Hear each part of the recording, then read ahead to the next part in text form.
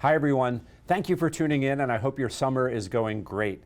And today we're thrilled to have with me Dr. Sara Kaiser, who is the Director of our Office of Student Rights and Responsibilities, as well as our Disability Services for Students. And welcome, Sara, it's good to have you. Thank you so much. Now, I just read your long office title, and I understand that we've been used to that for years, but we're undergoing a name change. We are. We have changed our office to Community Standards and Accessibility for Students. In part, we want to make sure students understand the services we provide, and it also sounds a little less scary.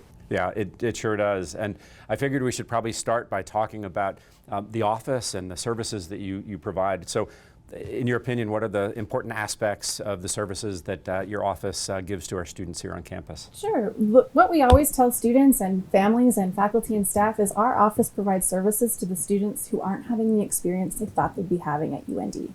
So whether that's circumstances have changed, maybe students made a poor decision or a poor choice, behavior might be an issue, or campus isn't as accessible as they thought, they can come to us and we help them navigate that. That's wonderful. And I know that there are some changes happening on campus too with respect to services for students with disabilities and making our campus more accessible. So anything to share there? Yeah, there's lots of changes happening on campus, particularly around facilities. As new buildings are being erected across campus, walkways are being widened, all of that provides greater accessibility for our students. The other area that's really changing is technology on campus. So more and more technology pieces provide greater accessibility for our students. And so it's a fast-paced change, but really exciting for our students. Right, and simple physical changes that you talked about, things like the new link between O'Kelly and Gillette, and just a great opportunity to provide access points that are much more accessible. Very much so, and having an easier front door for students into all of our buildings, so they're not always faced with stairs or inaccessible ways to get to their classes or to meet their friends. And important to note, not just for students, but accessibility for everybody, of course, but your office focuses on disability services for students or accessibility issues for students. Yep, we work with students, but yes, as all these changes happen, it's great for our guests who come to our campus as well as our faculty and staff. Nice. Our new UND Leads strategic plan talks about things like Affinity and the concepts of equity and inclusion. And certainly when you think about inclusion for the students that you're working with, how does this tie into the individual needs of our students who do have accessibility issues? Sure. Well, our goal is that students don't need us. In a perfect world, our students wouldn't need to come to our office for services or support. So all of these changes happening across campus, it's an intentional effort for campus to be open and accessible for all. And so students don't have to ask to be included. It's just the university doing what's right, so students have that experience right in front of them. Nice, nice. And when somebody's disability isn't easy to see, perhaps we call them non-visible disabilities, how do we support them, and what services are here at UND to support those students? Great question. We have a couple guiding principles in our office, and one of them is never assume. You never make assumptions about a student that they want services or that they need services. So one of the things we always talk to folks about is, have you talked to the student? It's okay to talk to the student and ask some questions and refer them to a variety of places. Our office isn't the only place that can provide supportive services. There's learning services on campus, the counseling center, student health services, there's tutoring, their academic advisor. And so if you're meeting with a student and you think they might need support, it's okay to provide them a variety of options, not just assume they need disability services. Nice. Let me focus a little bit on our learning environments. And there's this concept I've heard about called universal design in learning. And can you talk a little bit about it and how it's being incorporated or considered to be incorporated here at UND? Sure. Our wonderful colleagues in TDA really are doing some great work around universal design and learning. And what that really is it's a way for all students to have access to the learning materials. And so whether that's things like choosing textbooks that are accessible without the student having to request it, so it's available in an e-text format where a screen reader might read it. It's assessing students' learning in a variety of ways. So instead of just the traditional Scantron multiple choice exam, it's maybe providing opportunities for a project or a written paper or group work along with an exam, so students can show their learning in a different way.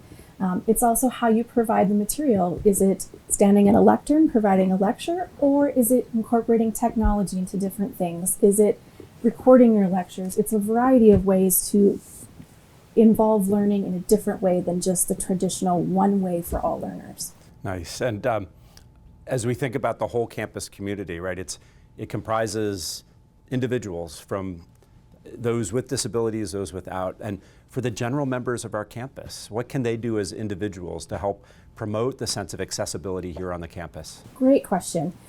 I think part of it is intentionality and awareness. When you're planning events, when you're inviting people to your office, when you're meeting with students, have you thought of some little things that might make your experience more welcoming and open for all students? An easy example, do you have chairs in your office that will fit every student?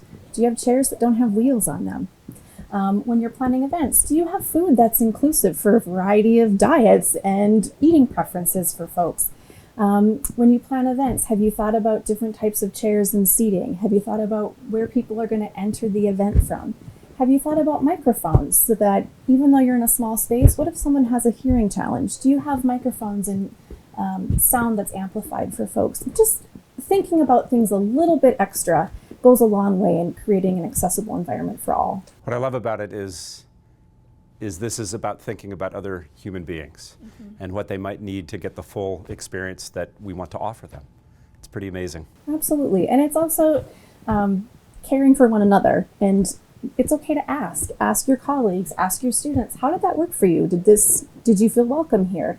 The more we know from students, the better experience we can provide for them. Nice. And one final question, is there a place that one can go to learn more about our accessibility services and services that your office offers? Sure. So we always refer students to our website. It provides a lot of information. We find students don't always want to pick up the phone and call us or walk in. They're a little apprehensive and nervous to do that.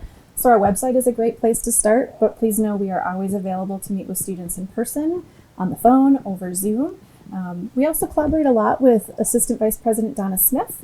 We work with her quite a bit, helping faculty make things accessible and making sure our employees have accessible environments as well. So there's a lot of people on campus who work together to make sure the campus environment is accessible. That's wonderful. I truly appreciate all that you and the members of your office do to promote accessibility, but also the members of your office that support the Office of Student Rights and Responsibilities, now known as Community Standards. Right, excellent.